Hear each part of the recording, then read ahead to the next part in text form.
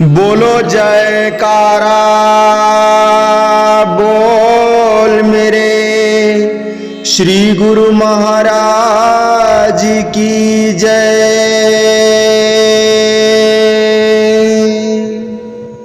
दीपक गुरु का वचन है, लेकर चले जो साथ, जगत अंधेरी कोठरी कबहू न भटके पाथ। बोलो जयकारा बोल मेरे श्री गुरु महाराज की जय। बोलिए सांचे दरबार की जय। श्री आनंदपुरवासी भगवान की जय। श्री नगली निवासी भगवान की जय। समस्त भगत जी को जय सच्चिदानंद जी। भगत जी इस चैनल को सब्सक्राइब कीजिए, वीडियो को भी लाइक कीजिए और इस वीडियो सत्संग को सभी गुरुमुखों के पास शेयर कीजिए, ताकि सभी गुरुमुख इस सत्संग को सुनकर अपने जीवन में लाभ उठा सकें, श्री सद्गुरु दाता दीनदयाल के श्री चरणों में प्रीत बढ़ा सकें और आप भेजने के हक में यानी कि वीडियो शेयर करने के हक में पूर्ण के भागी बने। आप भी परमार्थ के कार्य में सहयोग प्रदान करें। यह सत्संग श्री परमहंस अद्वैत मत ग्रंथ से लिया गया है, तो सभी गुरुमुखों से निवेदन है इस सत्संग को पूरा सुने और मनन करें, तभी सद्गुरु दाता दीनदयाल के श्री चरणों में प्रीत बढ़ेगी और भक्ति प्राप्त होगी। जय सच्चिदानंद भगत जी। श्री सद्गुरुदेव महाराज जी श्री तीसरी पातशाही जी से श्री स्वामी जी श्री पंचम पातशाही जी का मिलाप सन 1942 में आप श्री सद्गुरुदेव महाराज जी श्री तीसरी पातशाही जी श्री परमहंस अद्वैत मत की विराट रूप रेखा तैयार करने में निमग्न थे। इसी वर्ष बैसाखी के शुभ पर्व पर श्री महात्मा दयानंद जी, जो गंधोवाल जिला शेखुपुरा के सत्संग आश्रम में रहते थे, उनके साथ श्री स्वामी जी श्री पंचम पातशाही जी महाराज प्रथम बार श्री आनंदपुर में दर्शन के लिए आए। श्री सद्गुरुदेव महाराज जी श्री तीसरी पातशाही जी ने आपको निहारते ही पहचान लिया तथा आपके ध्येय की पूर्ति होते देख अत्यंत प्रसन्न हो उठे। मानो आज आपकी विराट रूप रेखा का अति महत्वपूर्ण भाग पूर्ण हो गया।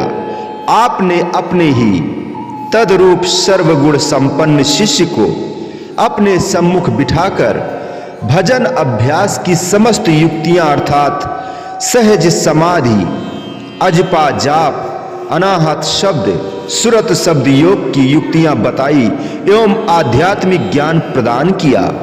जिस प्रकार नदियां समुद्र में मिलकर विश्राम पाती हैं, इसी प्रकार श्री पंचम पातशाही जी महाराज जी ने श्री सद्गुरुदेव महाराज जी श्री तीसरी पातशाही जी को प्राप्त कर अपूर्ण आनंद अनुभव किया।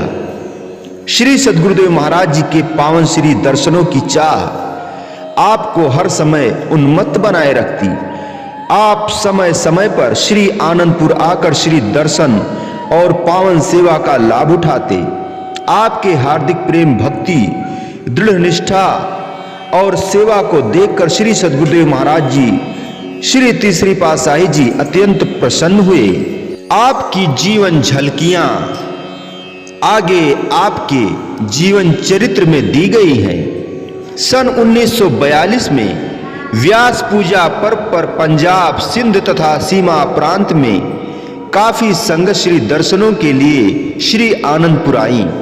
श्री दर्शनों पर आई हुई संगत ने श्री चरणों में विनय की, भगवान वहां की शेष संगत जो किसी कारणवश यहां नहीं आ सकती, जैसे पानी के बिना खेती सूख जाती है, ऐसे ही वहां की संगत आपके श्री दर्शन व श्री अमृत वचनों के बिना सूखती व कुम्हलाती जा रही है। इस पर श्री सद्गुरुदेव महाराज जी ने मुस्कुराते हुए फरमाया कि जो संगत यहाँ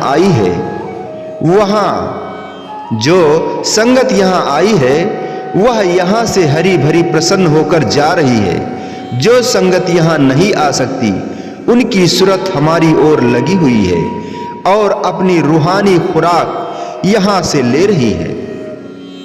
वे रूहें कुम्हलाती नहीं है, अपितु हरी भरी हो रही है, अर्थात उन्हें अधिक लाभ पहुंच रहा है, क्योंकि उनका ध्यान हमारी ओर लगा हुआ है। जिसकी सुरत का लगाव जिस ओर अधिक हो, उसे वह वस्तु अवश्य ही मिल जाती है। इस प्रकार वह अपनी सुरत की तार को सद्गुरु के श्री ध्यान में विलीन कर खुराक प्राप्त करते हैं।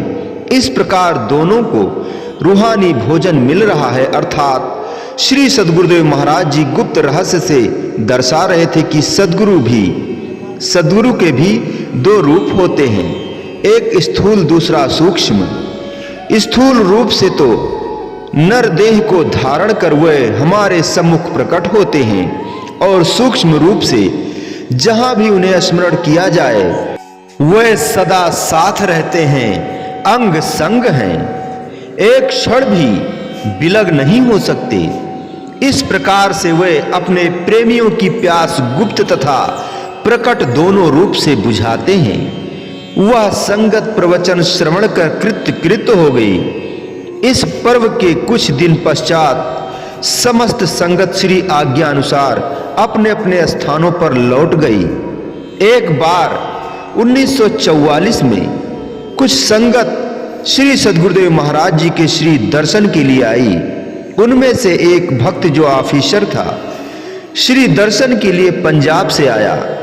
उस भक्त ने महात्मा सद्गुरु सेवानंद जी को कहा कि मैं अपने साथ नौकर नहीं ला सका, एक नौकर का प्रबंध मुझे कर देवें। महात्मा सद्गुरु सेवानंद जी ने कहा कि नौकरों का यहाँ कोई प्रबंध नहीं है, हम अपने शरणागतों में से एक लड़का आपकी सेवा में लगा देते हैं, जो आपकी हर प्रकार की सेवा करेगा, आपको किसी प्रकार का कष्ट न होगा। यह बात होने पर महात्मा जी ने एक लड़का उस ऑफिसर की सेवा में लगा दिया। वह भक्त 8 दिन श्री आनंदपुर में रहा और वह लड़का उस भक्त का सब काम करता रहा। जब वह भक्त जाने लगा तो श्री सद्गुरुदेव महाराज जी के श्री चरणों में उपस्थित होकर काफी लोगों के सामने उसने विनय की कि भगवान, हम घर में नौकरों से काम लेते हैं, परंतु जितनी हमें उनसे सिरदर्दी करनी पड़ती है उतना नौकर काम नहीं करते। वह वेतन भी लेते हैं, फिर भी सिरदर्दी बहुत करनी पड़ती है। तब कहीं उनसे काम करते हैं, तब कहीं उनसे काम कराते हैं। मगर यहाँ जिस लड़के ने 8 दिन मेरे पास काम किया है, केवल पहले दिन मैंने उसे समझा दिया कि मेरा यह काम इस समय करना है। इसके बाद प्रत्येक वस्तु मुझे तैयार मिलती रही। कमरा साफ करना, चाय पानी पिलाना, बर्तन साफ करना, लंगर से भोजन लाना, और जो काम था किसी काम के लिए मुझे दोबारा नहीं कहना पड़ा। और विशेष बात यह कि इन बच्चों के हृदय में किसी प्रकार का लोभ नहीं है। बिना स्वार्थ के काम करना, ऐसा नज़ारा अपने जीवन में मुझे पहली बार देखने को मिला है। चाहे मैं ऑफिसर हूँ, मुझे घर में व दफ्तर में भी नौकरों से काम करवाना पड़ता है, परंतु पूरा वेतन लेते हुए भी वे ठीक से काम नहीं करते। और यहाँ सब बच्चे एक के एक अंदर ऐसी काम करने की उमंग है, तो बड़ों के विचार कितने उच्च होंगे। गीता में मैंने कई बार पढ़ा है कि भगवान श्री कृष्णचंद्र महाराज जी ने अर्जुन को निष्काम कर्म करने का उपदेश दिया है। मैं दिल में सोचता हूं कि इस उपदेश पर आचरण कैसे होता है। अब प्रत्यक्ष मैंने अपनी आंखों से देखा कि निष्काम कर्म करने का साक्षात प्रमाण यहाँ श्री आनंदपुर दरबार में मिलता है। यहाँ सब आदमी बिना किसी सकामता के अपनी जिम्मेवारी को निभा रहे हैं। ऐसी ऊंची शिक्षा जो आपने यहाँ के निवासियों को दी है, उससे सबके जीवन धन्य हो गए हैं। और भी मैंने इन 8 दिनों में जो बातें देखी हैं सब प्रशंसनीय हैं। सब लोग अपने कर्तव्य का पालन बहुत ही अच्छी तरह से करते हैं। एक विशेष बात यह है कि बच्चे से बूढ़े तक कोई भी निष्क्रिय निकम्मा नहीं रहता। किसी के कहे बिना सब अपने अपने काम पर पहुंच जाते हैं। व्यवहार का काम करते हुए भी सबके मन में शांति है। इस प्रकार श्री आनंदपुर में सन 1939 से सन 1946 तक आपने प्रेमी गुरुमुखों व शरणागतों में नया साहस भरकर कटीली झाड़ियों से युक्त श्री आनंदपुर के कुछ भाग साफ करवाए, निवास के लिए सुरक्षित स्थान तैयार करवाए तथा कुछ उपज भी अधिक आरंभ हो गई। पानी की असुविधा बावलियों से कुछ सीमा तक कम हो गई। श्री सद्गुरुदेव महाराज जी ने सेवा भक्ति तथा श्री दर्शन की मस्ती में प्रेमियों को ऐसे रंग दिया कि वे अब एक क्षण भी प्राणेश प्रभु से अलग नहीं होना चाहते थे। उनका जीवन, उनके प्राण, उनके सर्वस्व हृदय सम्राट तो आप ही बन चुके थे। आपने तो सर्व सृष्टि में परमार्थ भक्ति का संदेश देना था। इसीलिए आपने प्रेमियों को फरमाया कि हमने कुछ दिन के लिए किसी स्थान की खोज में जाना है, हम शीघ्र ही लौट आएंगे। शरणागत प्रेमी इस आज्ञा को सुनकर कुछ उदास से हो गए। श्री सद्गुरुदेव महाराज जी ने सबका धैर्य दिया और परमार्थ एवं भक्ति के निमित्त सर्वसाधारण के कल्याण के लिए उस भूमि की खोज के लिए प्रस्थान किया जो उन्हें आतुर स्वर से पुकार रही थी।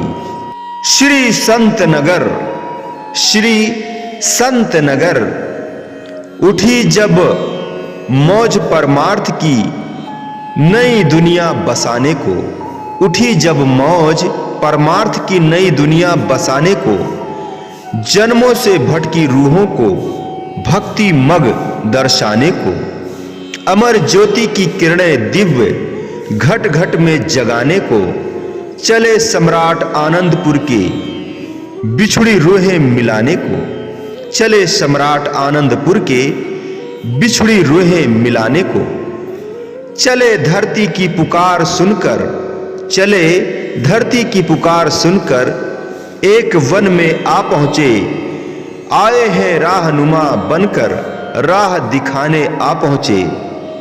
अहो यह कितना शांत स्थल कुदरत ने बनाया है, अहो यह कितना शांत स्थल कुदरत ने बनाया है। करुणा कर प्रभु ने यहाँ श्री संत नगर बसाया है, करुणा कर प्रभु ने यहाँ श्री संत नगर बसाया है। श्री सद्गुरुदेव महाराज जी ने सन 1946 में महात्मा सत्य विचारानंद जी को अपनी मौज बताकर सब जगह पर इस अमर ज्योति का प्रकाश फैलाने के लिए उनके साथ राजस्थान में पदार्पण किया। यहाँ पर सब स्थानों अर्थात जिला धौलपुर से आगे सब जमीन कार पर घूमकर देखी, लेकिन संत महापुरुष तो सचखंड से उतरे हुए नक्शे को ही ढूंढते हैं। अतः घूमते घूमते तहसील बाड़ी के समीप ही उन्होंने सलीमाबाद स्थान को संसार की झिलमिल से दूर शांत एकांत वातावरण को अपने परमार्थ का उचित स्थान समझा। तब जन कल्याण हेतु इसे खरीदने के लिए सेवकों को आज्ञा प्रदान की। श्री आज्ञा अनुसार सेवकों ने 3 अगस्त 1946 को इसे खरीद लिया। यहाँ पर 2-4 मकान केवल आरंभिक निवास के लिए बनवाए और यहाँ आश्रम की स्थापना कर इसका शुभ नाम श्री संत नगर रखा। इससे राजस्थान, यूपी, दिल्ली, पंजाब के समीप रहने वाले जिज्ञासुओं और प्रेमियों की श्री दर्शन रूपी अमृत पिलाने का अमृत पान करने में सुविधा हो गई। श्री सद्गुरुदेव भगवान जी ने श्री आनंदपुर निवासी इसे नई दुनिया के नाम से पुकारते थे कि अब श्री सद्गुरुदेव महाराज जी नई दुनिया बसाने के लिए बिछुड़ी रूहों को मिलाने के लिए गए हुए हैं।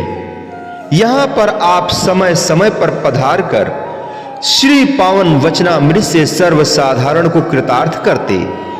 सत्संग उपदेश के साथ साथ आपने इस आश्रम में संगतों के निवास के लिए उचित स्थान, कमरे, भोजनशाला अर्थात लंगर, सत्संग हाल का निर्माण करवाया, जिससे दर्शनार्थी यात्रियों को असुविधा न हो। कितनी कृपालुता है संत महापुरुषों की कि घर बैठे ही नाम की संजीवनी तथा श्री दर्शन का अमृत जाम पिलाते हैं। हम कलयुगी जीवों को जिस मालिक की प्राप्ति के लिए सतयुग, त्रेता, द्वापर में लोग हजारों वर्ष तपस्या करते थे परंतु दीदार नहीं कर पाते थे, वही मालिक संत स्वरूप में इसी कल के जीवों का उद्धार करने हेतु स्थान स्थान पर ही दर्शन देकर कृतार्थ करते हैं। संत महापुरुषों की परोपकारों का किस प्रकार से वर्णन किया जाए। सत्पुरुषों की महानता का वर्णन महाराज भर्तृहरि जी ने इस श्लोक में इस प्रकार किया है। पद्माकरम दिन करो विक्षी करोति चंद्रो विकासयति कैरो चक्रवालम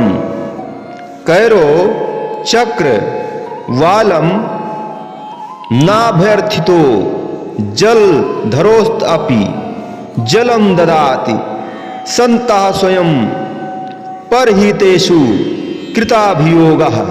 अर्थात संतन का स्वभाव यह परोपकार पथ अपनाए, जैसे सूरज के तेज से सकल विश्व चमकाए। कमल कुमुदनी का नेह गगन में सूरज व चंदा, पाकर निज निज इष्ट होत ही अति आनंदा।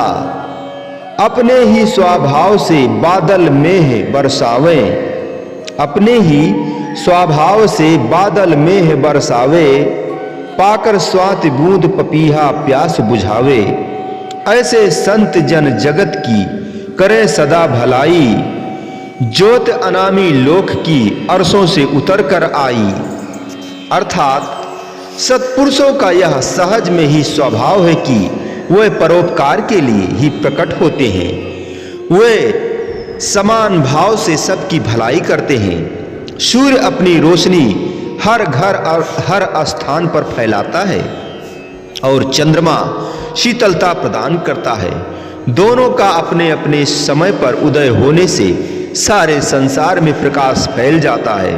सूर्य के उदय होने से कमल पुष्प खिल उठता है, चंद्रमा की शीतलता से कुमुदनी खिल उठती है। सूर्य और चंद्रमा से रोशनी मांगने की जरूरत नहीं पड़ती और न ही उनसे यह कहा जाता है कि अपनी किरणें इस भूमि पर फेंको, शीतलता प्रदान करो, अपितु वह स्वयं ही यह सब कुछ करते हैं। चातक मेघों से बरसने के लिए याचना करे या ना करे, मेघ अपने उदार स्वभाव से जल बरसाता है। इससे चाहे कोई प्यास बुझाए, खेती करे अथवा अन्य किसी उपयोग में लगाए, यह सब की अपनी इच्छा पर निर्भर है। इसी प्रकार ही संत महापुरुष भी सहज स्वभाव से ही परोपकार करते हैं। उन्हें इस पथ पर चलते हुए अपने पर आने वाले कष्टों की चिंता नहीं होती। वह अनवरत लगातार परिश्रम से जन जन तक दिव्य ज्योति को फैलाने का भरसक प्रयत्न करते हैं। इसी पथ को स्वीकार किया हुआ था श्री सद्गुरुदेव महाराज जी श्री तीसरी पातशाही जी ने उस अमर ज्योति का प्रकाश घट घट में जगाने के लिए उन्होंने स्थान स्थान पर आश्रम तैयार करवाए तथा उपदेशक महात्मा भी भेजे।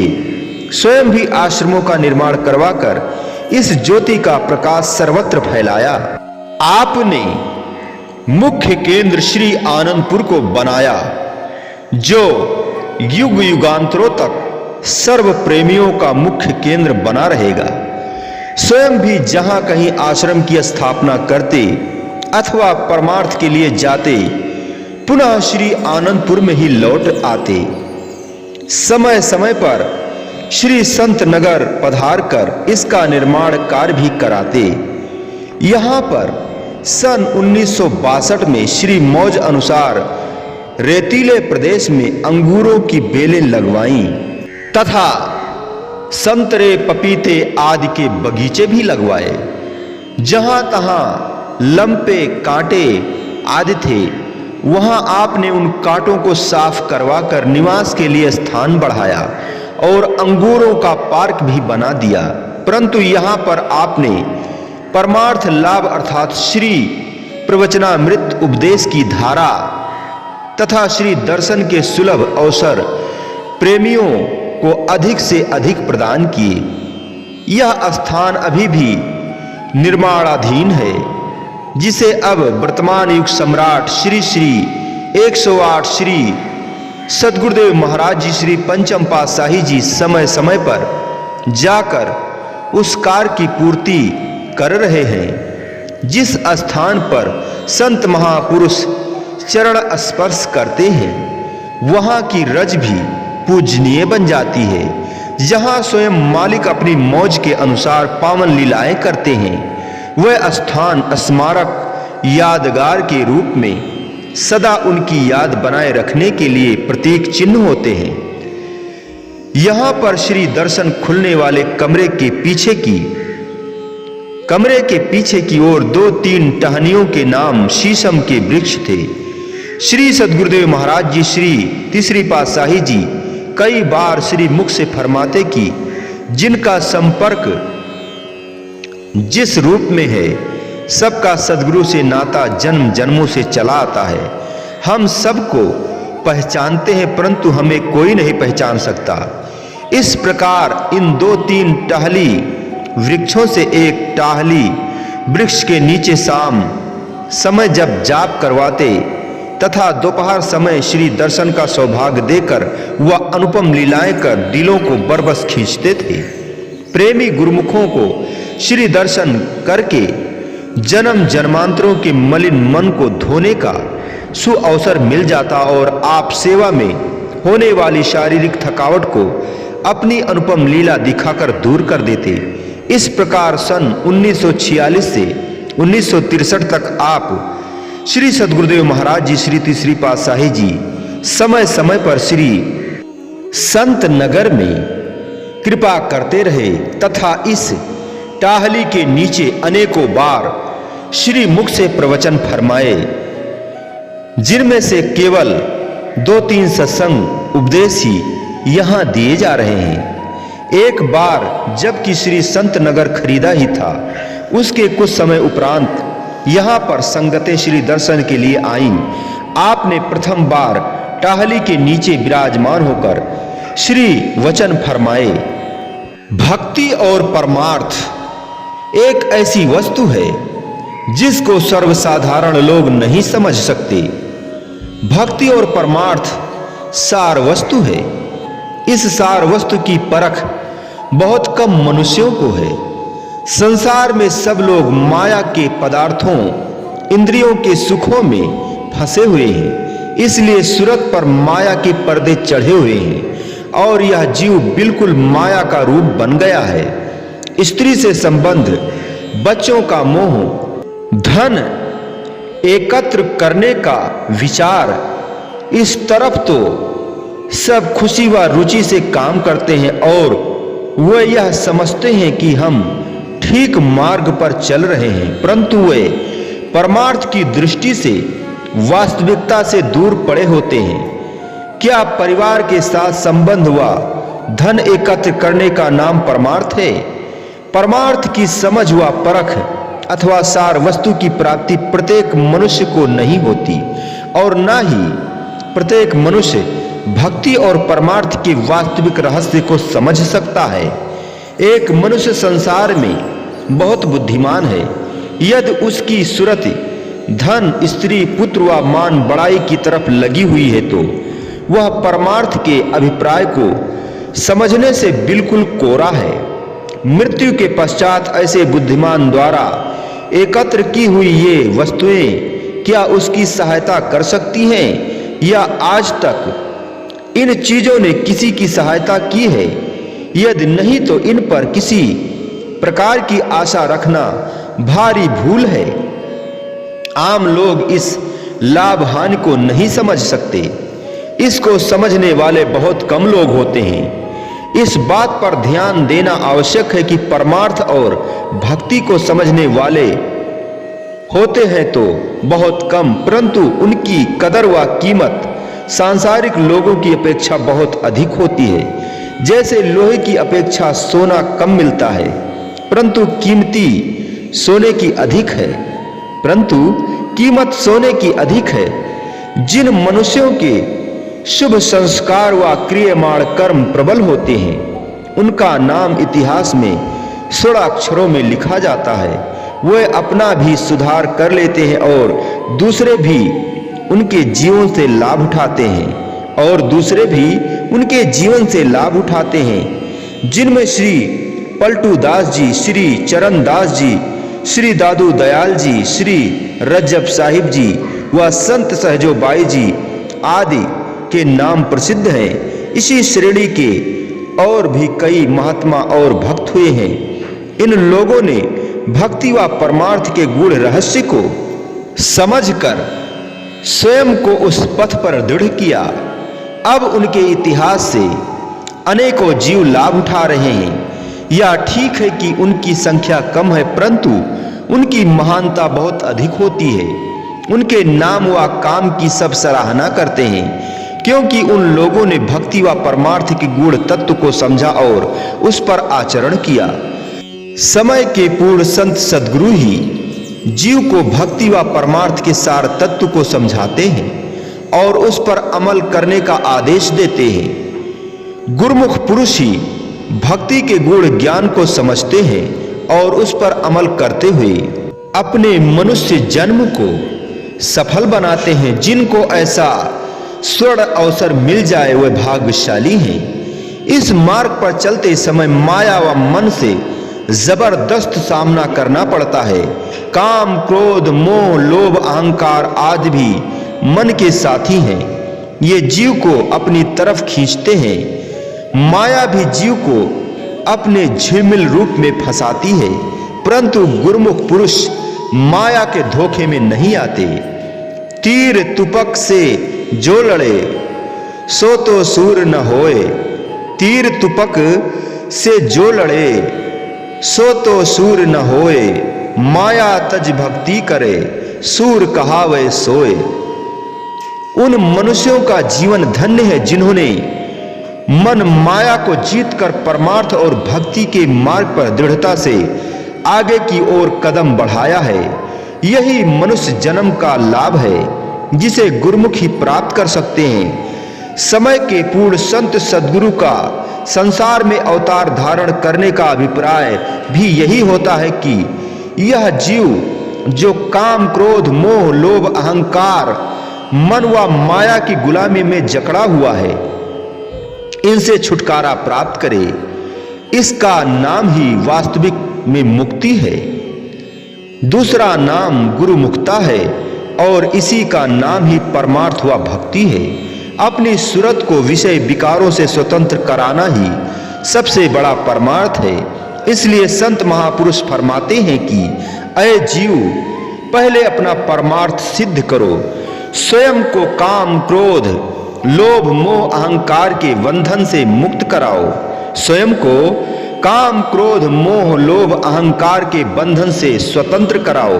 अपनी सूरत को विषय विकारों से छुड़वाओ। तृष्णा ईर्ष्या ने जो तुम्हें घेर रखा है इनसे अपना पीछा छुड़ाओ। यही सबसे बड़ा परमार्थ है। परमार्थ और भक्ति पथ पर चलने वाले जिज्ञासु को मन और माया की उलझनों से बचने के लिए संत सद्गुरु की सहायता की बहुत आवश्यकता होती है। संत सहजो बाई जी ने गुरु की आवश्यकता के विषय में कथन किया है। वे कहती हैं, बार बार नाते मिले, बार बार नाते मिले, लख 84 माहें, सहजो सद्गुरु ना मिले, पकड़ निकासे बाहें, सहजो कारण जगत के गुरु बिन पूरे नाही, सहजो कारण जगत के, सहजो कारज जगत के गुरु बिन पूरे नाही, हरि तो गुरु बिन क्यों मिले, हरि तो गुरु बिन क्यों मिले, समझ देख मन माही। सांसारिक संबंध तो पशु योनियों में भी मिल सकते हैं, किंतु सद्गुरु की प्राप्ति मनुष्य जन्म में ही हो सकती है, जो इस जीव को मोह माया के बंधन से स्वतंत्र कराकर जीव की आत्मा को परमात्मा से मिलाने का मार्ग बनाते हैं। इसी का नाम ही भक्ति है और इसी ही परमार्थ कहते हैं और इसे ही परमार्थ कहते हैं। इस प्रकार आपने श्री अमृत प्रवचनों द्वारा जन जन को लाभान्वित किया। आई हुई संगतें श्री अमृत प्रवचन सुनने के लिए सदा उत्सुक रहती थीं। आप भी उनकी आत्मिक प्यास बुझाने के लिए समय अनुसार श्री अमृत प्रवचन फरमाते ही रहते थे। एक बार पुनः आपने यहाँ कृपा की और पर्व के दिन ये प्रवचन फरमाए। सद्गुरु दाता दीनदयाल जी कहते हैं, प्रत्येक मनुष्य में कोई ना कोई लगन रहती है। प्रत्येक प्राणी की यह इच्छा होती है कि मैं सबसे बड़ा बनूं, मुझे सबसे बड़ा दर्जा मिले, मेरी सबसे अधिक इज्जत हो और मैं सुखी रहूं। लगभग इस किस्म की इच्छाएं हर मनुष्य में हुआ करती हैं। अब सोचना यह है कि सबसे ऊंचा व बड़ा पद कौन सा है, सबसे उत्तम व श्रेष्ठ वस्तु कौन सी है जिसके मिलने से यह जीव सुख का अनुभव कर सकता है। क्योंकि प्रत्येक जीव अपने इस निशाने को ध्यान में रखता है और दृढ़ संकल्प से उस चीज को प्राप्त कर भी लेता है। यदि मनुष्य की इच्छा हो तो कि मैं धनवान बनूं, विद्या ग्रहण करूं, डॉक्टर बनूं या और कोई गुण ग्रहण करूं, परंतु यदि इच्छा के साथ दृढ़ संकल्प नहीं है तो सफलता प्राप्त नहीं हो सकती। अर्थात विचारों में दृढ़ता होने से ही सफलता प्राप्त हो सकती है। सिकंदर बादशाह का संकल्प समस्त विश्व को विजय पाने का था। अब विचार किया जाए कि सिकंदर में और आम मनुष्यों में शरीर में देखने में कोई अंतर था या नहीं। अंतर था तो केवल विचारों का, दृढ़ संकल्प का। अपने विचारों की प्रबलता से और दृढ़ संकल्प से ही वह अपने लक्ष्य को प्राप्त कर सकता था। अब प्रश्न यह है कि कौन से काम की सफलता में सुख है और कौन से काम की सफलता में दुख, चिंता और कल्पना है। कौन से काम मनुष्य को शांति पहुंचा सकते हैं और कौन से काम जीव को दुखदाई बना सकते हैं। कौन से काम के लिए दृढ़ संकल्प करके मनुष्य को उसे प्राप्त करना चाहिए। यदि एक चोर चोरी करता है तो दृढ़ संकल्प से ही अपने काम में सफलता प्राप्त करता है। यदि दूसरे आदमी ने ईश्वर की प्राप्ति की कोशिश की तो वह अपने दृढ़ संकल्प से अपने मनोरथ में सफल हो गया। अब सोचना इस बात को है कि अपने दृढ़ संकल्प से, अपनी विचार शक्ति से किस काम को किया जाए जिससे मनुष्य को सुख का अनुभव हो। क्योंकि मालिक की प्राप्ति और चोरी दोनों कामों में सफलता तो दृढ़ संकल्प से मिल गई, परंतु परिणाम दोनों का भिन्न भिन्न है। भक्त और चोर में कितना अंतर है। भक्त का नाम तो सब पसंद करते हैं, परंतु कोई भी अपने को चोर कहलवाना पसंद नहीं करेगा। अर्जुन तो सब बनना चाहते हैं, मगर दुर्योधन कहलवाना कोई पसंद नहीं करता। जितना अंतर अर्जुन व दुर्योधन में है, उतना ही मालिक की प्राप्ति और सांसारिक वस्तुओं में है। मालिक की प्राप्ति से मनुष्य जन्म मरण से छुटकारा पा सकता है, और माया के पदार्थों एवं सांसारिक इच्छाओं से दुख, कल्पना और अशांति खरीद सकता है। परिणाम दोनों का अलग अलग है। यह तो कोई नहीं चाहता कि मैं दुखी रहूं, सब कोई सुखी होना चाहता है, मगर सुख है मालिक के नाम में, मालिक की भक्ति में। इस सुख के लिए ही दृढ़ संकल्प होना चाहिए। धनवंते सब ही दुखी, निर्धन है दुख रूप, साध सुखी सहजो कहे, पायो भेद अनूप। महाभारत के युद्ध से पहले भगवान श्री कृष्णचंद्र जी से अर्जुन ने भगवान को मांगा और दुर्योधन ने भगवान से युद्ध का सामान मांगा, परंतु महाभारत के युद्ध में विजय अर्जुन की हुई। मांगने को अर्जुन भी युद्ध का सामान मांग सकता था, परंतु जिसको भगवान की प्राप्ति हो जाए उसे किस बात की कमी रहेगी। भगवान श्री कृष्णचंद्र जी ने युद्ध में समय समय पर अर्जुन की रक्षा की। इसी प्रकार से मनुष्य को भी चाहिए कि वह अपने दृढ़ संकल्प को ईश्वर प्राप्ति में लगाए, तभी वह सुख रूप बन सकता है। इसलिए अपने दृढ़ संकल्प को मालिक के भजन ध्यान की ओर लगाकर मनुष्य जन्म के ध्येय को प्राप्त करो। सन 1962 में जब यहाँ संत नगर में अंगूर लगाने की मौज उठी तो इस मौज ने सन 1963 में साकार रूप धारण किया। सेवक जन दिन रात एकत्र करके इस मौज को पूरा करने में संलग्न थे। अंगूरों के लिए गड्ढे खोदे जा रहे थे। एक दिन मौजवश श्री सद्गुरुदेव महाराज जी ने सेवकों को प्रवचन फरमाए, सेवक का दर्जा सर्वोत्तम है। श्री सद्गुरुदेव महाराज जी के दर्शन करने, सत्संग व आज्ञा अनुसार सेवा करने में बहुत लाभ है, परंतु शर्त यह है कि जीव को कुसंग व माया धोखे न देवे। सेवक के दर्जे को प्राप्त करने के लिए, सच्चे सेवक के पद के लिए सब तरसते हैं, अर्थात चाह करते हैं। यदि सैकड़ों वर्ष भी तप किया जावे तो भी सेवक का दर्जा मिलना कठिन है। परमार्थ व गुरु दरबार की सेवा का बहुत महत्व है। सेवक श्रद्धा के साथ सेवा करे, आज्ञा अनुसार चले और अपनी सुरत की धारा इष्ट देव के श्री चरणों में लगाए, इष्ट देव के श्री चरणों में लगाए रखे। यही सेवक का कर्तव्य है। बेतार का तार एक वैज्ञानिक आविष्कार है। उसमें जहां भी संदेश पहुंचाना हो, किसी विशेष व्यक्ति के नाम पर एक समय में एक को ही वह पहुंच सकता है। इसके लिए विद्युत धारा तथा वायु तरंग की जरूरत पड़ती है। आप में तो वह आध्यात्मिक बेतार का तार की शक्ति समाहित थी कि बिना किन्हीं उपकरणों के सैकड़ों लाखों मील दूर बैठे हुए, बिना किसी के संदेश पहुंचाए हुए प्रेमी दिलों को बरबस खींचती थी। जिसने भी एक बार गुरु भक्ति की अभिलाषा की, श्री आनंदपुर के सम्राट त्रिभुवन मोहन का नाम सुन लिया, बस वह खिंचा चला आया। जिसने भी एक बार आपके श्री दर्शन किए, पुनः दर्शन पाने के लिए सदा व्याकुल बना रहा। जब तक उसने श्री आनंदपुर के सम्राट को हृदय सम्राट ना बना लिया, उसे चैन कहां।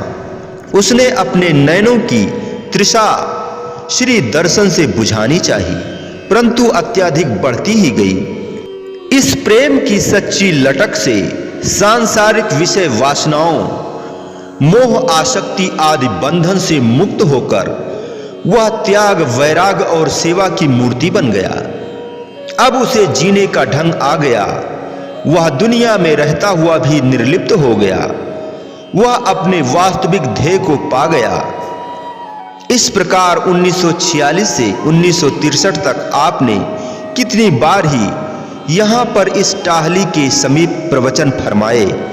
कितना यहाँ पर प्रेम लुटाया, इसका अनुमान लगाना कठिन है। जड़ चेतन सभी को आपने अतुल्य प्रेम प्रदान किया।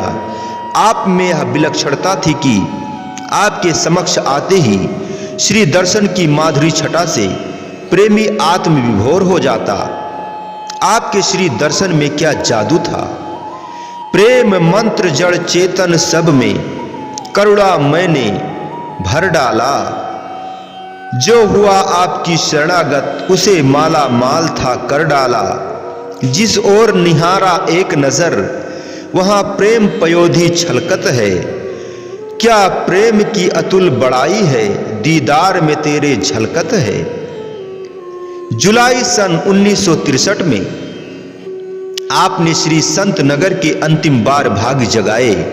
सेवा सत्संग श्री दर्शन का सौभाग्य प्रदान करते हुए आपने ये वचन फरमाए।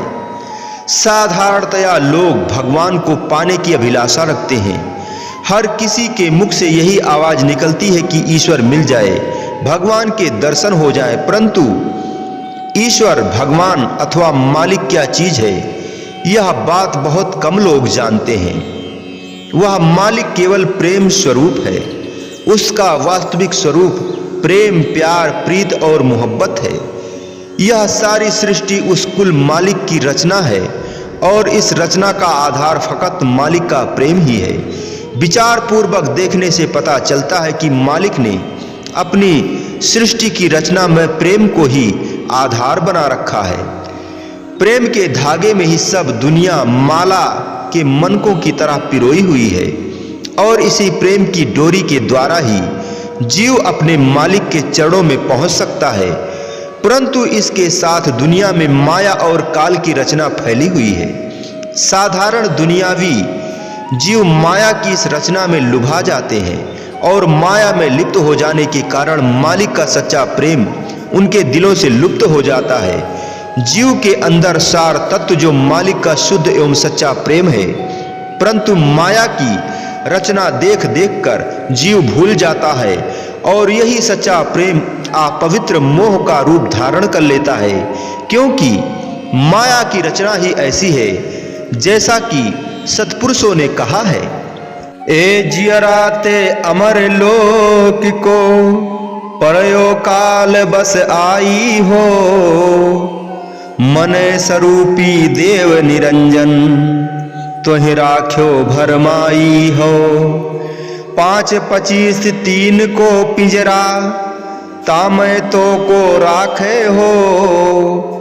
ताको बिसर गई सुध घर की महिमा आपन भावे हो। निरंकार निर्गुण हवे माया तो को नाच नचावे हो। चरम दृष्टि को कुल्फी दीन्हो 84 भरमावे हो। चरम दृष्टि को कुल्फी दीन्हो 84 भरमावे हो। सतगुरु पीव जीव के रक्षक तासे करो मिलाना हो।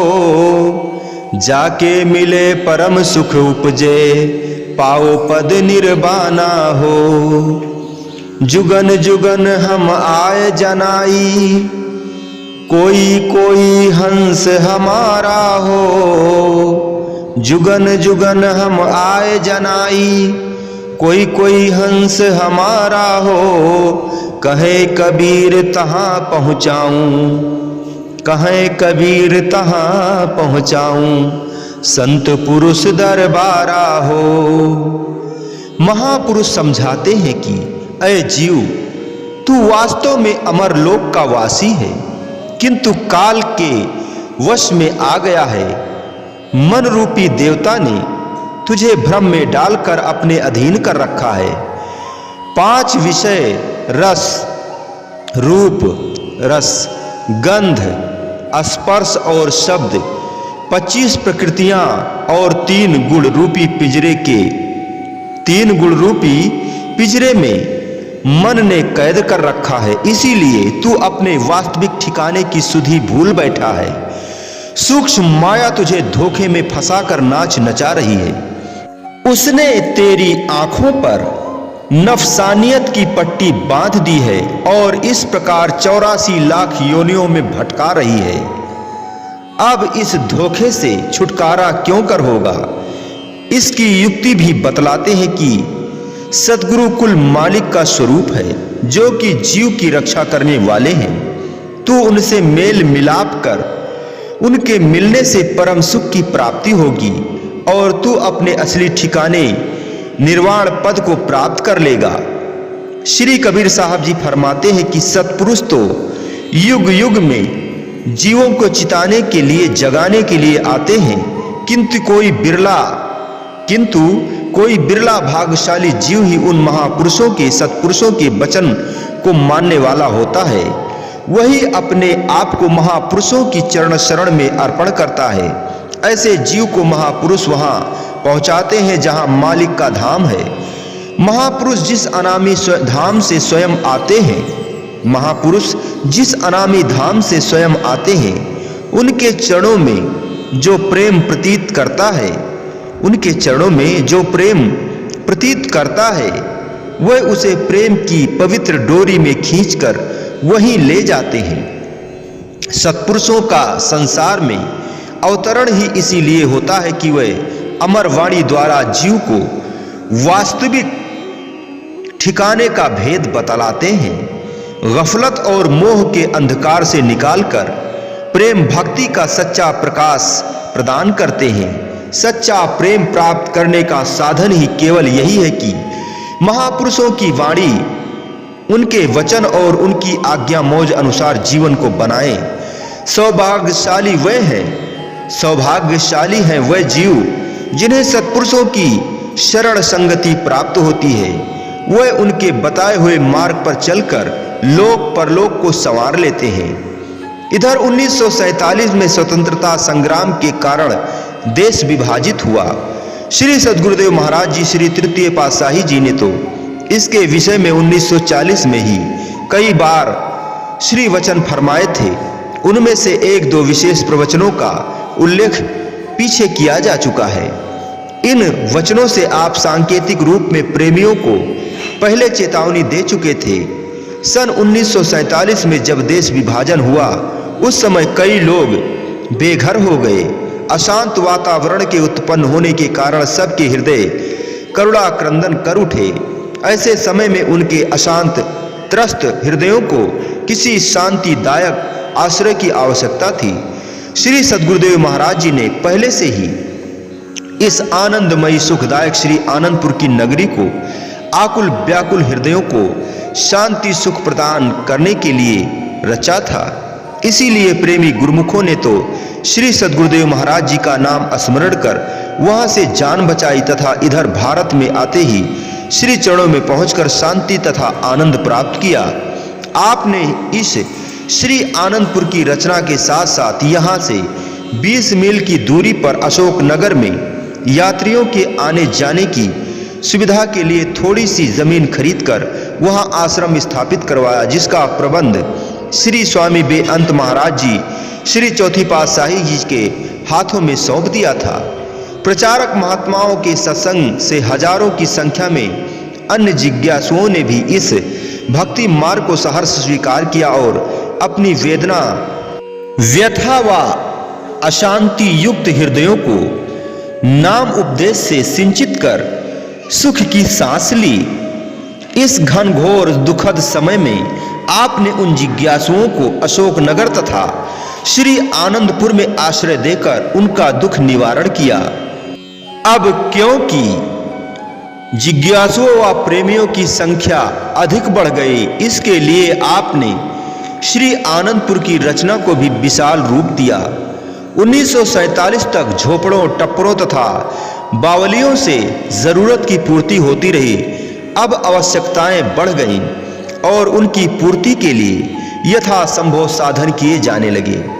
सेवा को विशाल रूप दिया गया। यहाँ पर झोपड़ों, टप्परों के स्थान पर ईंटों के मकान बनाए गए। जहाँ तहाँ खेतों में पड़े हुए पत्थरों को एकत्र करवाना आरंभ कर दिया। स्थान स्थान पर उद्यानों के लिए साफ करवाने के लिए आरंभ करवा दिए। इस प्रकार गुरुमुखों को सेवा का स्वर्ण अवसर मिला। आपने अमूल्य सेवा रूपी निधि गुरुमुखों को प्रदान की। अब इस प्रकार उपकार पर यदि गहराई से दृष्टि डालें तो क्या हम उस स्तर तक बुद्धि को पहुंचा सकते हैं कि कितना कितना परोपकार किया श्री सद्गुरुदेव महाराज जी ने हम पर। इधर हमारी दैहिक आवश्यकताओं की पूर्ति के लिए अपना अमूल्य समय देते हैं, उधर हमारी रूहानी प्यास को बुझाने के लिए तत्पर रहते हैं। क्या ऐसा कार्य किसी युग में हुआ कि स्वयं इष्टदेव कुल मालिक हमारे भोजन, निवास आदि विषयों पर स्वयं साकार रूप से ध्यान दें और साथ ही परलोक सुधारने का दायित्व भी अपने पर लें? ऐसा अन्यत्र उदाहरण मिलना कठिन है। गुरुमुख प्रेमी जन सेवा करते, आप सेवा के स्थान पर जाकर उनको श्री दर्शन से कृतार्थ करते। आप श्री मुख से फरमाते थे कि प्रत्येक गुरुमुख को इन 4 नियमों को प्रतिदिन पूरा कर लेना चाहिए: श्री दर्शन, सत्संग, भजन, सेवा। आपने इन नियमों का परिपक्वता से पालन करवाया। सेवा में गुरुमुख प्रातः से संध्या तक जुटे रहते। श्री दर्शन तो करुणाकर आप ही उन्हें सेवा पर विराजमान होकर देते रहते।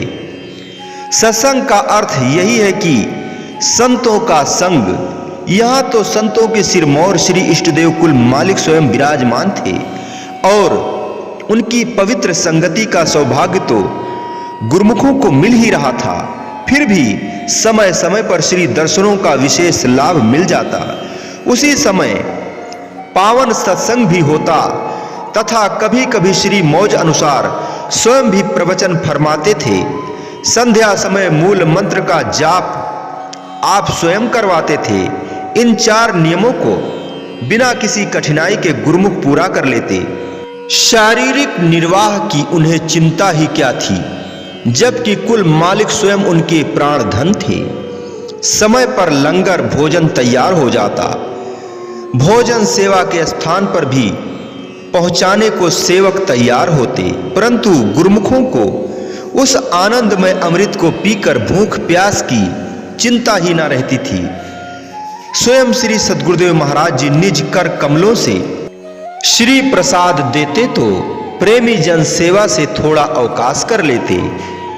कुछ जिज्ञासुओं ने श्री चरणों में सर्वस्व समर्पित कर शरणागत होने के लिए विनय की। आपने फरमाया, भक्ति के नियमों पर चलते हुए लंगर का दाल फुल्का तथा साधारण पहरावा जिसे स्वीकार हो, उसके लिए यह सच्चा दरबार हमेशा खुला है। जब भी चाहे आ सकते हैं। यहाँ आवश्यकता की पूर्ति तो की जाती है, परंतु मन की इच्छाओं की पूर्ति नहीं की जाती। उन प्रेमियों ने बार बार विनय की कि प्रभु, हमें आपकी प्रसन्नता के अतिरिक्त किसी इच्छा की पूर्ति की चाह नहीं है। यहाँ की दाल रोटी बढ़िया पकवानों से कहीं उत्तम है। यहाँ की दाल की तुलना में स्वर्ग के स्वादिष्ट भोजन भी तुच्छ है।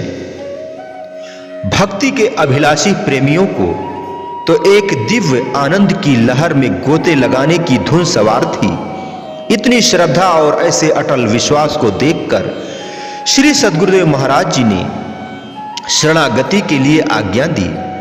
सन 1947 के पश्चात जैसे जैसे दरबार की महिमा फैलती गई, जो भी प्रेमी गुरुमुख अत्यंत श्रद्धा विश्वास सहित विनय करता, उसे श्री आज्ञा अनुसार शरणागति मिल जाती। इस प्रकार से काफी संख्या में गुरुमुख प्रेमियों ने शरणागति प्राप्त की तथा गुरु भक्ति के पथ पर चलकर मानव जन्म को कृतार्थ करने लगे। इस प्रकार सन 1947 के पश्चात दिन प्रतिदिन शरणागतों की संख्या बढ़ती गई और आप सेवा का भंडार बढ़ाते गए। आए हुए शरणागतों को आप समय समय पर श्री पावन प्रवचनों से कृतार्थ करते थे। आपने एक बार श्री वचन फरमाए, मनुष्य को संसार में बड़े विचार से रहकर अपने कर्तव्य को हर तरह से ख्याल में रखते हुए अपने जीवन का सफर तय करना है। समय अपना काम करता है, वह किसी की प्रतीक्षा नहीं करता। अब इसी समय के अंदर जिसने कुछ कर लिया वह उतना ही लाभ प्राप्त करेगा। जिसने इस लक्ष्य को समझकर कुछ काम संवार लिया तो अच्छा है, नहीं तो गफलत और मन के धोखे में रहकर वह हानि उठाएगा। वास्तव में तो उसे लाभ प्राप्त करना था, परंतु मन व माया के धोखे में आकर लाभ की अपेक्षा हानि प्राप्त की।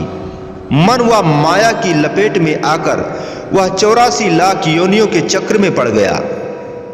जैसे रोशनी व अंधेरा दो पहलू हैं, इसी तरह कुदरत की रचना में प्रत्येक वस्तु के दो पहलू हैं। सुख दुख, दिन रात, सत्य असत्य, बुरा भला, आत्मा शरीर, माया व भक्ति, सब दो पहलू हैं, सब दो दो पहलू हैं। गुरुमुख पुरुष माया में बरतते हुए भी भक्ति को ग्रहण करते हैं। गुरुमुख पुरुष माया में बरतते हुए भी भक्ति को ग्रहण करते हैं। जैसे व्यवहार में माया की प्राप्ति के लिए बहुत से कष्ट, बाधाएं और परीक्षाएं सामने आती हैं, इसी तरह परमार्थ व भक्ति के रास्ते में कई बाधाओं का सामना करना पड़ता है।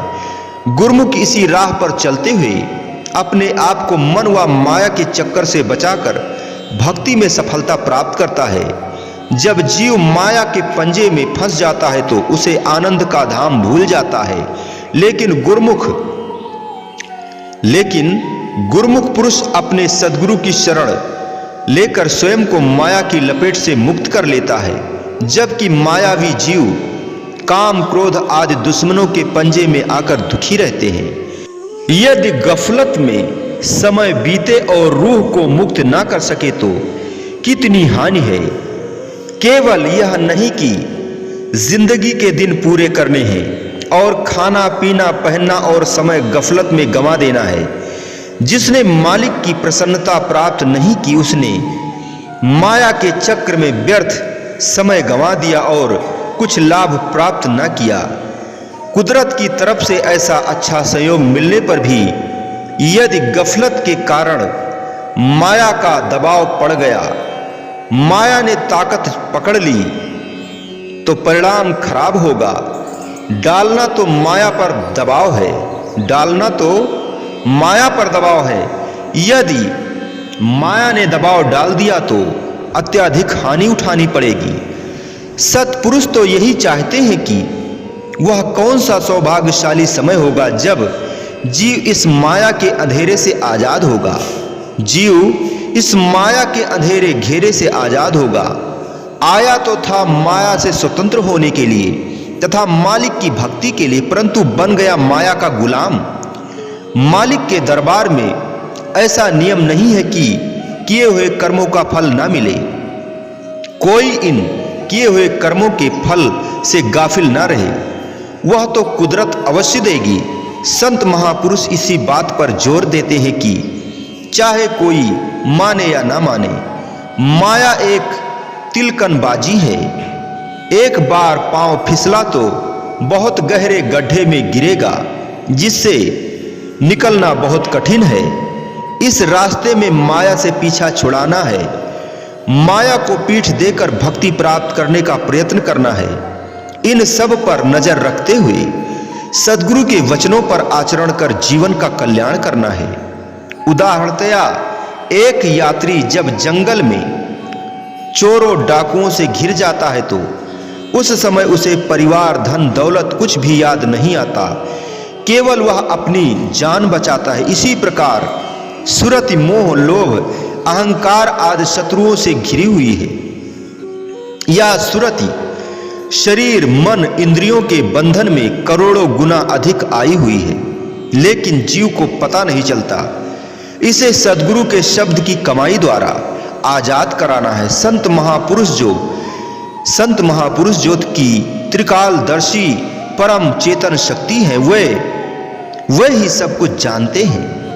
इस जीव इस जन्म से कैसे आजाद हो गया।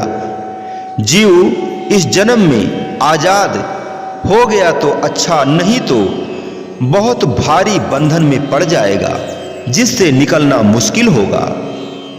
यह कोई रेलगाड़ी की यात्रा नहीं कि एक रेल के निकल जाने पर दूसरी गाड़ी पकड़ लेंगे और सफर तय हो जाएगा। रूहानी मार्ग में तो जन्म जन्म का अंतर पड़ जाएगा। यह एक ऐसा नाजुक रास्ता है जिसे केवल संत महापुरुष ही जानते हैं कि जीव काल और माया के चक्र से कैसे छुटकारा पा सकता है। यदि सद्गुरु की आज्ञा मौज व वचनों पर विश्वास करके अमल करोगे तो सब बंधनों से आजाद हो जाओगे। संत महापुरुष जो कुछ भी करते हैं जीव की भलाई के लिए ही करते हैं। वे केवल जीवों के कल्याण के खातिर ही ऐसी रचना रचा देते हैं ताकि प्रेमी गुरुमुख सद्गुरु दरबार की सेवा आज्ञा व श्री मौज के अनुसार करके भक्ति के हीरे जवाहरात प्राप्त कर माला माल हो सके। गुरुमुखों का कर्तव्य है कि श्री वचनों पर आचरण करते हुए जीवन का कल्याण करें। इस प्रकार समय समय पर श्री सद्गुरुदेव महाराज जी श्री वचनों द्वारा गुरुमुखों को चेतावनी देते रहते हैं कि ताकि गुरुमुखों के विचारों में दृढ़ता बढ़ती जाए। सब गुरुमुख प्रेमियों को अपनी अपनी सेवा पर लगाकर आप स्वयं सबकी देखरेख करते और कुछ महात्मा जन भी इसके लिए नियुक्त किए जो कि समय अनुसार सब सुव्यवस्था और आवश्यकताओं की पूर्ति करते। एक बार आपकी मौज ऐसी उठी कि एक स्थान ऐसा भी होना चाहिए जहां पर कभी कभी जाकर विश्राम किया जाए। महापुरुषों के लिए आराम कहाँ, वो तो केवल धरती मानव तथा प्रकृति की प्रत्येक रचना में बनी हुई वस्तुओं की करुण पुकार सुनते हैं। घने वन, कटीली झाड़ियां तथा एकांत प्रकृति की गोद में खेलते हुए भूमि खंड आपको श्री चरण स्पर्श करने के लिए विवश करते थे, क्योंकि आपका कार्य कांटों में फूल खिलाना, प्रेम अमृत से सिंचित कर भाग्य जगाना था। इसलिए आपने समय अनुसार अपने परमार्थ की पूर्ति के लिए हर स्थान को पवित्र किया और जीवन पर्यंत इसको करते रहे। कुदरत के आंचल में खड़ा हूं मैं भी दामन पसारे, कुदरत के आंचल में खड़ा हूं मैं भी दामन पसारे, सुन लो पुकार ए माझी बेसहारों के हो सहारे। हम भी ठूंठ कांटों के बने जन्मों से प्रभु प्यारे। करो कृपा की एक दृष्टि लगा दो हमको भी किनारे, करो कृपा की एक दृष्टि लगा दो हमको भी किनारे।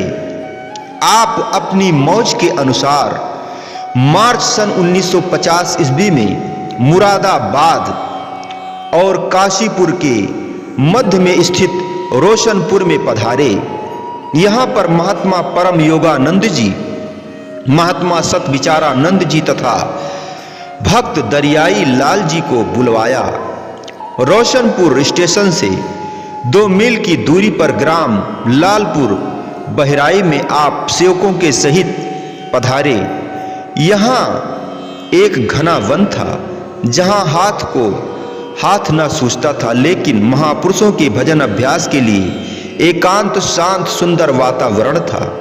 एक स्थान पर यहाँ श्री सद्गुरुदेव महाराज जी पलंग पर विराजमान हुए। उसी स्थान ने मानो श्री चरणों का स्पर्श पाकर श्री चरणों में स्वीकृत होने के लिए विनय की। दीन बंधु श्री सद्गुरुदेव महाराज जी ने इस विनय को स्वीकार किया। उस स्थान को अपनी श्री मौज अनुसार उचित जानकर उसे खरीदने के लिए आज्ञा फरमाई और लौट आए। पुनः श्री व्यास पूजा के शुभ पर्व के पश्चात अगस्त सन 1950 में इस स्थान के भाग्य जगाने के लिए पधारे।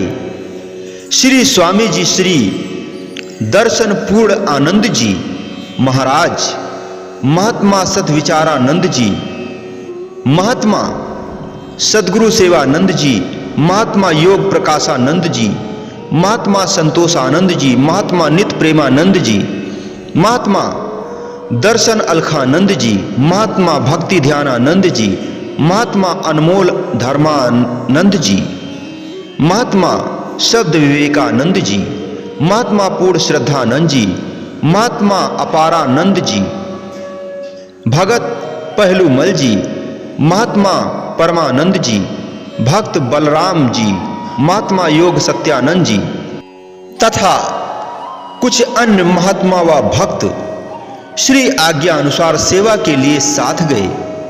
वहां पहुंचकर आपने घने वन को साफ करवाना आरंभ कर दिया। ये सब श्री आज्ञा को शिरोधार्य कर सेवा में जुट गए। श्री सद्गुरुदेव महाराज जी स्थान से कांटों की सफाई करवाकर यह दर्शा रहे थे कि इसी प्रकार भक्ति मार्ग में भी कांटे हैं। जो इन कांटों से नहीं डरता वही भक्ति रूपी पुष्प को प्राप्त कर लेता है। जैसे कांटों में उलझने पर पीड़ा अनुभव होती है, कभी रक्त भी बहने लगता है, इसी प्रकार भक्ति मार्ग में आने वाले कष्टों से गुरुमुख को नहीं डरना चाहिए। इन कष्टों को सहन करके ही भक्ति की मंजिल को प्राप्त किया जा सकता है। इस स्थान को साफ करने के लिए इन गुरुमुखों के साथ कुछ मजदूर भी लगे हुए थे। एक दिन की बात है कि गर्मी तथा थकावट के कारण सब महात्मा व भक्तजन विश्राम के लिए बैठ गए। नौकर काम पर लगे हुए थे। एक घनी कटीली झाड़ी को छोड़कर वे आगे बढ़ गए। आपने वहां कृपा की। सभी सेवक उठ खड़े हुए। आपने जहां तहां निहारा कि कितना क्षेत्र साफ हो गया है। उस झाड़ी की ओर संकेत कर आपने फरमाया, यह झाड़ी क्यों छोड़ दी गई है? सेवकों ने विनय की, प्रभु नौकरों से यह उखाड़ी नहीं जा सकती थी। नौकरों से यह उखाड़ी नहीं जा रही थी, इसलिए उन्होंने छोड़ दी है। श्री वचन हुए कि जब तक स्वयं कांटों में हाथ नहीं डालोगे तो औरों से क्या सेवा करवाओगे। श्री सद्गुरुदेव महाराज जी स्वयं सेवा के आदर्श थे। वह सेवकों को भी वही आदर्श बनाना चाहते थे। श्री वचनों को सुनते ही सब के सब ऐसे सेवा में जुट गए कि किसी को भी ना दोपहर की गर्मी ना दिन भर के विश्राम की सुधि रही। उन महात्मा जनों का कथन है कि हमने उन दिन से कुर्ते पहनने छोड़ दिए, बुनियाद व धोती पहने सारा दिन सेवा में मग्न रहते। हमें जो अपूर्व आनंद उस समय मिला, शायद ही जिंदगी में कभी ऐसा मिला होगा। श्री सद्गुरुदेव महाराज जी ने दर्शाया कि अपना आचरण ही उपदेशों से कहीं अधिक प्रभावशाली होता है। श्री सद्गुरुदेव महाराज जी ने दर्शाया कि अपना आचरण ही उपदेशों से कहीं अधिक प्रभावशाली होता है। परिणाम स्वरूप कुछ दिनों में यह वन साफ हो गया और यहाँ आश्रम की स्थापना की गई, जहाँ पर समय अनुसार आप एकांतवास के लिए कृपा फरमाते। कभी कभी संगतों को भी श्री दर्शन का यह सुअवसर दिया जाता। एक बार यहाँ कुछ प्रेमियों के सम्मुख आपने श्री प्रवचन फरमाए, भक्ति और योग में कितना अंतर है। भक्ति और योग में कितना अंतर है। भक्ति के सम्मुख ज्ञान योग साधन कुछ नहीं, क्योंकि इन सब की पहुंच केवल बुद्धि तक है। बुद्धि से आगे का मार्ग वास्तविक प्रेम का मार्ग है, जो सबसे ऊंचा है, क्योंकि बुद्धि से परे का स्थान आत्मा का है। क्योंकि बुद्धि से परे का स्थान आत्मा है, वहां तक प्रेम की पहुंच है, बुद्धि की नहीं।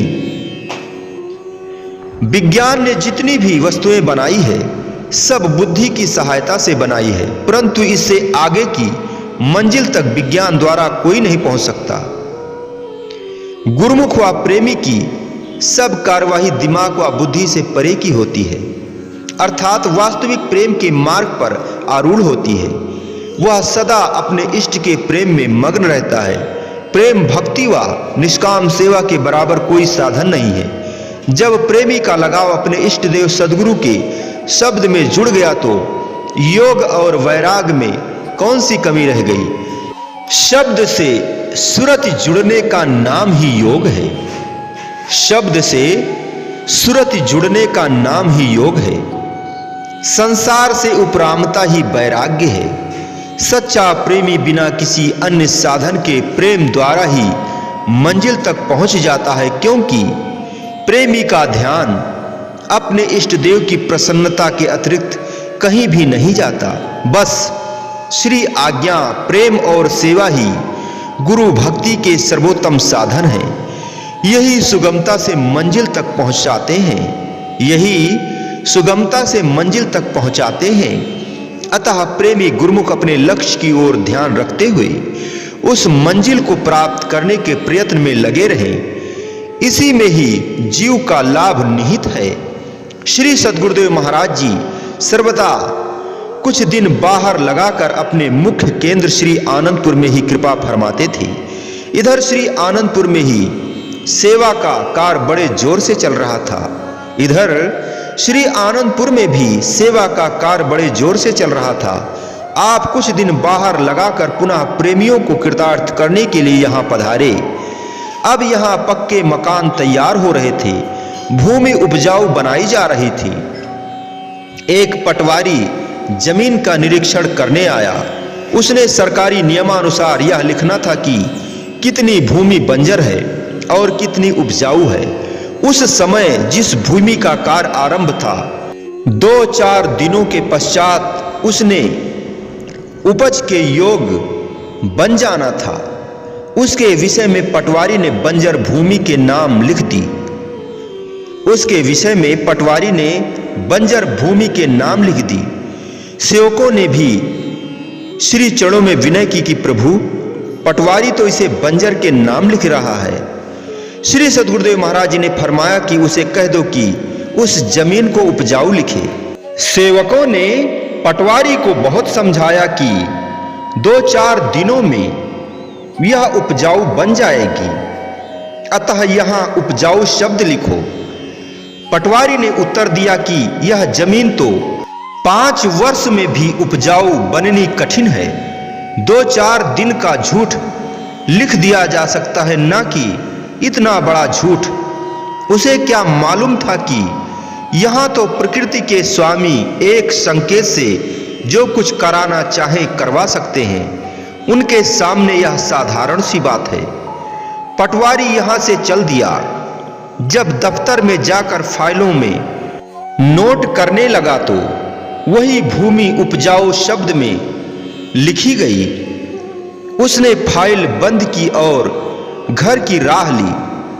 5 दिन पश्चात जब उसने फाइल खोली तो अपनी कलम से उपजाऊ शब्द लिखा हुआ पाया। वह हैरान था कि यह कैसे लिखा गया।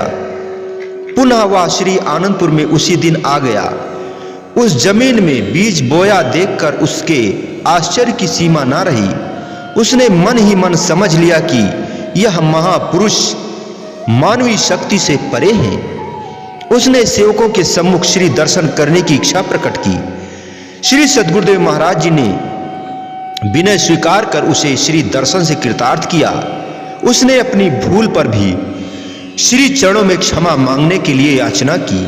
आपने फरमाया कि यहाँ तो कुदरत की सभी शक्तियाँ स्वयं काम कर रही हैं। आप तो किसी न किसी साधन से पथ भटकी हुई रूहों के मार्ग पर लगाना चाहते थे। उन पटवारी को इस साधन से श्री दर्शन का अवसर मिला और उसने नाम उपदेश लेकर अपने जीवन का रुख सत्य की पथ की ओर मोड़ दिया। श्री सद्गुरुदेव महाराज जी प्रत्येक दिन नए कार्यक्रम, नई रचना, नई उमंगों व प्रेमियों में नया साहस भरकर नई युक्ति से भक्ति का अमृत पिलाते। कभी प्रेमियों को सैर करने के लिए ताश बावली ले जाते, वहां अनुपम लीलाएं करते तथा साथ में सेवा कार्य भी करवाते। तो कभी चक दयालपुर में ले जाते और कभी श्री सद्गुरुदेव महाराज जी श्री दूसरी पातशाही जी के श्री वचन तथा मौज के अनुसार श्री आनंदपुर में नव निर्माण की रूपरेखा को साकार रूप देने के लिए सेवा की धुन लगाते। प्रेमी तो प्रेम की डोरी में खींचे चले आते हैं। उनके लिए तो आपकी मौज तथा श्री आज्ञा पर चलकर प्रसन्नता प्राप्त करना ही जीवन था। आपकी मौज श्री आनंदपुर में जिज्ञासुओं तथा दर्शनार्थ संगतों के लिए श्री आनंद भवन शिमला बनने की हुई। इसके साथ साथ पानी की कमी को पूरा करने के लिए बोरिंग तथा अन्य कार्यों को पूरा करने के लिए योजना बनाई।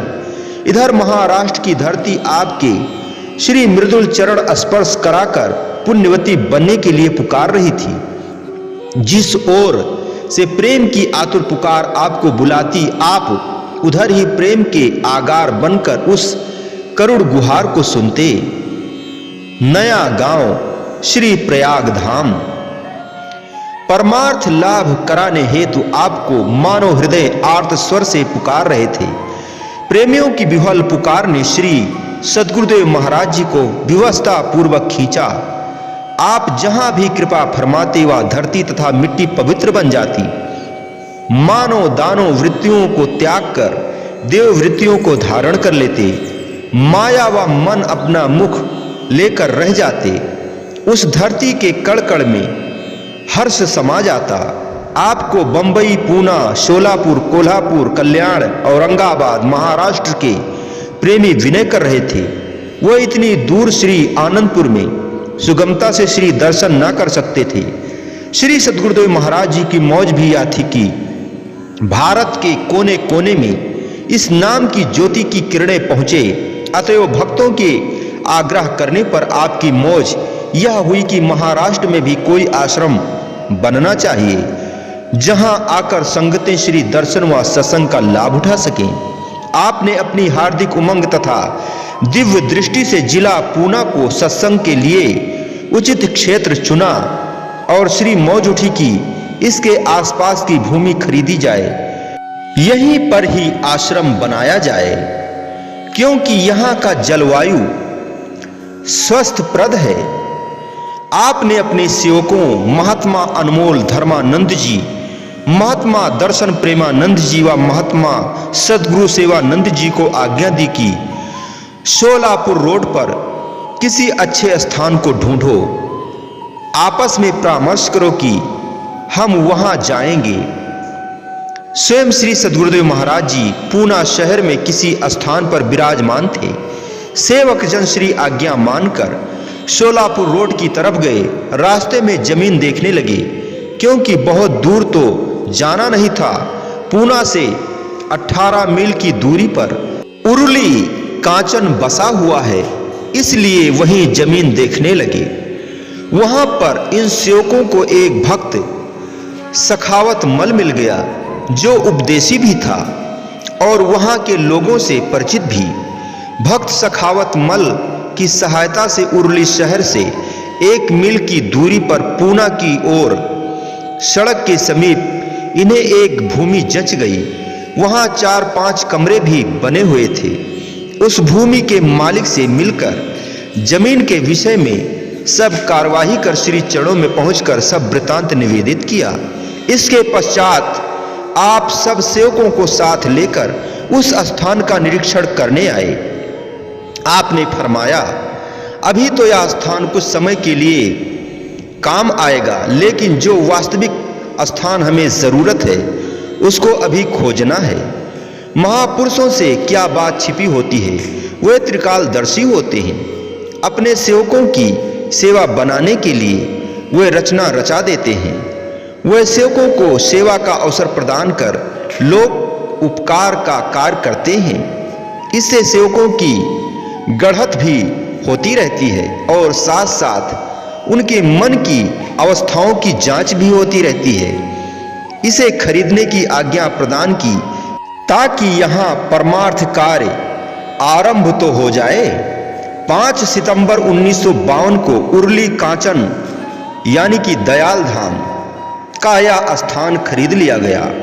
यहाँ पर श्री सद्गुरुदेव महाराज जी समय समय पर पधार कर सत्संग उपदेश की पावन धारा बहाने लगे तथा साथ ही श्री दर्शन से जन जन को कृतार्थ करने लगे।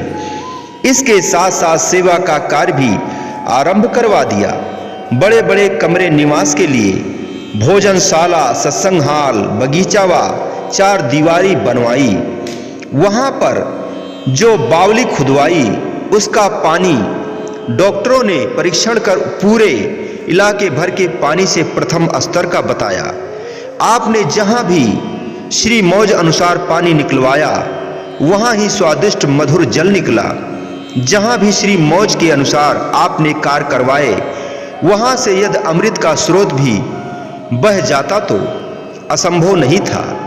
यहाँ पर बंबई, पूना, कल्याण व हैदराबाद से संगतें आकर श्री दर्शन, सेवा तथा सत्संग का लाभ उठाने लगी। इसके साथ साथ आपकी उस वास्तविक स्थान की खोज के लिए भी मौज बनी हुई थी। उसका कार्य भी सेवकों से आरंभ करवाया। आपने सेवकों को इस क्षेत्र के आसपास का स्थान ढूंढने की आज्ञा दी। उन्होंने उरली से 10 मील की दूरी पर एवत नामक शहर में कुछ जमीन खरीदकर वहां मकान, बावली और चार दीवारी पत्थरों की बनवाई। इसके बाद इसी उरली स्थान से 1 मील की दूरी कच्ची सड़क पर कोरे गांव अर्थात पूर्णधाम की कुछ जमीन खरीदी गई। इतनी जमीन खरीद लेने पर भी आपकी मौज जिस स्थान को पवित्र करने की थी वह पूरी न हुई। आपने फरमाया, वह स्थान और है जहां हमारा प्रयोजन सिद्ध होगा। हमने सत्संग का बड़ा आश्रम बनाना है। फिर सेवकों को स्पष्ट रूप से फरमाया, आप कोरे गांव जो कि छोटा स्थान खरीदा है, उससे लगभग 1 मील की दूरी नदी से आध फलांग इस ओर जमीन देखो, वह उपयुक्त स्थान रहेगा। सेवकों ने श्री आज्ञा पाकर उस ओर कदम बढ़ाया। उस भूमि पर पहुंच गए जहां श्री मौज थी, किंतु वहां की जमीन इन्हें पसंद न आई, क्योंकि वह तो पथरीली जमीन थी जहां दृष्टि डालो पत्थर ही पत्थर दिखाई देते थे। हरियाली के नाम मात्र को भी कोई पेड़ या पौधा नहीं था। उन्होंने थोड़ी सी जमीन खोदकर देखी तो नीचे सब पत्थर ही पत्थर थे। उन्होंने परस्पर परामर्श किया कि यह जमीन तो बहुत ही पथरीली तथा उबड़ खाबड़ पत्थरों से भरी हुई है, शायद हम भूल से यहाँ आ पहुंचे हैं। उन्होंने इसके आगे कदम बढ़ाए। नदी के समीप उससे थोड़ी अच्छी जमीन देखकर उसे खरीदने का विचार किया। श्री चरणों में लौटकर भूमि का सब ब्यौरा कह सुनाया। श्री सद्गुरुदेव महाराज जी भविष्य दृष्टा घट घट के ज्ञाता ही यह जानते थे कि कहाँ क्या करना है। फरमाया कि चलो हम साथ चलकर देखते हैं। रास्ता बैलगाड़ियों के जाने के योग भी न था, फिर भी कार में विराजमान होकर अनेक जंप व कष्टों को सहते हुए उस भूमि पर आ पहुंचे जिसे सेवकों ने बेकार और पथरीली समझकर उपयोगी न समझा था। आपने कार रुकवा ली और फरमाया, यही भूमि हमारे काम की है, यही सत्संग का वास्तविक स्थान है। इसी को हमने महाराष्ट्र का मुख्य केंद्र बनाना है। इसके लिए ही तो हमने इतने स्थान खरीदे हैं। यही वास्तविक स्थान है। सभी सेवक चकित थे कि इसी स्थान को हमने बहुत सख्त व बिगड़ा हुआ जानकर छोड़ दिया था। इन बड़े बड़े पत्थरों पर मकान कैसे बनेंगे? वह इसी सोच में थे कि श्री सद्गुरुदेव महाराज जी ने फरमाया कि बिगड़े हुओं को सुधारना ही संत महापुरुषों का ध्येय है। तुम सरकारी कानून अनुसार इस भूमि को खरीद लो। आपने इस पथरीली भूमि के भाग्य स्वयं आकर जगाए। इस धरती ने आपके इस अत्यंत उपकार के लिए कोटि कोटि धन्यवाद दिया तथा अपने भाग्यों पर इठलाने लगी कि अब तो श्री सद्गुरुदेव महाराज जी मुझे कभी कभी अवश्य ही श्री चरण स्पर्श प्रदान कर कृतार्थ करते रहेंगे। सेवकों ने आज्ञा प्राप्त कर 24 जून 1957 को इस स्थान को खरीद लिया, जिसका शुभ नाम उस समय नया गांव था, जो वर्तमान समय में श्री प्रयाग धाम के नाम से विख्यात है। आप स्वयं उरली कांचन लौट आए। उरली कांचन दयाल धाम का स्थान संगतों के लिए छोटा था, क्योंकि आपके आगमन का समाचार शीघ्र अतिशीघ्र महाराष्ट्र तथा आंध्र प्रदेश के सब श्रद्धालुओं तक फैल गया। प्रेमी जिज्ञासु अधिकाधिक संख्या में श्री दर्शनों के लिए आने लगे। आपकी मौज इस स्थान पर नया गांव जल्दी विराजमान होने की थी, अतएव आप श्री आनंदपुर से काफी संख्या में सेवक साथ ले आते और सेवा कराते। इस बार भी जब श्री आनंदपुर से उरली कांचन पधारे तो 50-60 महात्मा व भक्त बस में साथ ले आए। एक दिन आपने सब भक्तों व महात्मा जनों को फरमाया, चलो आज तुम्हें एक नई जगह पर ले चलें जहां किसी का आना जाना नहीं है, जो एक स्वतंत्र जगह है। आप सब लोग अपने अपने सेवा के औजार लेकर हमारे साथ चलो। आज हम आपको उस स्थान पर ले चलेंगे जहां सत्संग का महाराष्ट्र का मुख्य केंद्र बनाना है। वहां आज सेवा का आरंभ कर आश्रम का उद्घाटन करना है। सब सेवक बड़ी उमंग के साथ सेवा के लिए तत्पर होकर हर्ष से कार के साथ साथ चल दिए। मार्ग में गांव वाले उचक उचक कर देखते कि इस निर्जन स्थान की ओर यह दल कहां से आ गया। जिन गांव वालों ने इस सड़क पर कभी साइकिल चलती न देखी, वह देख रहे हैं कि कार बड़ी मस्ती से पत्थरों पर उबड़ खाबड़ रास्ते को पार करती हुई आगे बढ़ रही है। साथ में महात्मा व भक्त जन हैं। कार के मार्ग में बड़े बड़े पत्थर बार बार मार्ग रोक लेते। महात्मा व भक्तजन मिलकर उन पत्थरों को उलट पलट कर एक ओर कर देते तथा कार को मार्ग मिल जाता।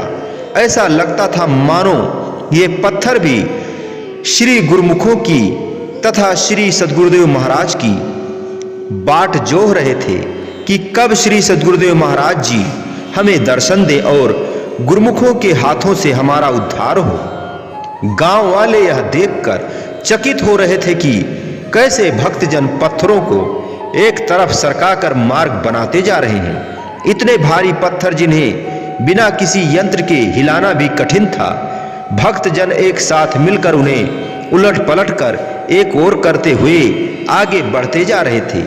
इसी प्रकार सच्चे प्रेमी सेवक भी इष्ट देव मालिक श्री सद्गुरुदेव महाराज जी के साथ नया गांव में एक पथरीली धरती पर पहुंचे। यहां पहुंचकर आपने कार को रुकवा लिया। यह धरती काले काले पत्थरों से भरी हुई थी। आप कार के नीचे उतरे और कुर्सी पर विराजमान हो गए। आसपास सेवकों को बैठाकर श्री वचन फरमाए। यह सामने एकत्रित पत्थरों के समूह के आकार की एक पहाड़ी है। इन पत्थरों को जो कि बीच में पड़े हुए हैं, पहाड़ी के मध्य में दीवार के आकार में जोड़ने हैं। ध्यान रहे कि कोई भी पत्थर नीचे न जाने पाए। नीचे किसी को नहीं गिराना, ऊपर चढ़ाने का प्रयत्न करना है। पुनः सेवकों को 2 भागों में बांटकर प्रसाद दिया और सेवा करने का आदेश दिया। जब आसपास के लोगों ने यह सुना व देखा कि इन महात्मा लोगों ने यह जमीन खरीदी है तो जो पथरीली है यानी बेकार है, जिस जमीन को हमारे दादा परदादा ने भी कभी आंख उठाकर न देखा था, वही इन्होंने ली है, तो वे परस्पर कहने लगे कि महात्मा लोग इस जमीन को कैसे आबाद करेंगे। थोड़ा जोर लगा ले, आखिर तो ये छोड़ ही जाएंगे। उनको यह विदित न था कि उनके निर्माता स्वयं यहाँ विराजमान हैं। उनका संकेत ही सब कुछ कर सकता है। सेवकों में जो शक्ति भरी है वह क्या क्या कर दिखाएगी। उन्हें क्या मालूम कि यह संत जंगल में मंगल करने वाले हैं। यह संत जंगल में मंगल कर देने वाले हैं। बस कुछ ही दिनों में वह पहाड़ी के आकार में पत्थर से ढकी हुई धरती दीवार के रूप में समतल खड़ी हो गई। 1 वर्ष में जबकि श्री सद्गुरुदेव महाराज जी केवल 2-3 बार एक मास के लिए यहाँ पधारते थे, यहाँ मकान बन गए, बावली खोदी गई, पत्थरों की चहर दीवारी सीमा भी बन गई। अब वे गांव के लोग जान गए कि यदि 1 वर्ष में इतना कुछ हो गया तो इससे आगे ना जाने क्या क्या हो जाएगा। बोलो जयकारा बोल मेरे श्री गुरु महाराज की जय। बोलिए साचे दरबार की जय। श्री आनंदपुरवासी भगवान की जय। श्री नगली निवासी भगवान की जय। समस्त भगत जी को जय सच्चिदानंद जी।